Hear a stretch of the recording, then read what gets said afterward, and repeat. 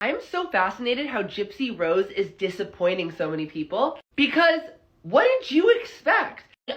People are like, oh my gosh, her interview, she seems like a bad person. She's saying these inappropriate things on Instagram. People were so excited for her to get out. No, they weren't. It was a trend. But people decided that they were and pretended that they were. And now everyone's like, oh my gosh, wait, she's saying some out-of-pocket things. And her ex-boyfriend who killed the mom, he had an IQ of a 10-year-old. And she manipulated him into doing it. All these things are coming out. I don't know if any of that is actually factually accurate, by the way. But here's what dumbfounds me. The fact that people thought she was going to be this like amazing person and influencer. She was abused from the first day of her life.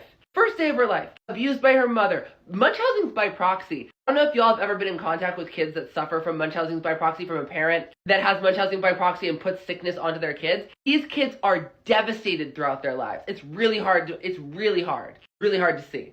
Not only that, but after being completely abused for like 19 years straight, she was then thrown in prison for 8 years. And she gets out of prison and you expect her to what? Be the world's best public speaker? The world's like new saint and the best person on earth? Like, real talk. I'm not saying that she's the best person ever. I'm also not dissing her. But I'm saying people's expectation of what this person was going to be was out of pocket and completely whack. Like, completely not based in reality. You abuse somebody for 19 years straight and throw them in prison, and then out comes what? Like an amazing person? In her interviews in prison, I was worried. It was like, oh, what is the first thing you're gonna do? He was like, I hope I'm gonna go to a Chiefs game to see Taylor Swift and meet her. I'm like, oh my God, she doesn't have a solid sense of reality. People are like, oh my God, that's so cute. No, that is a red flag.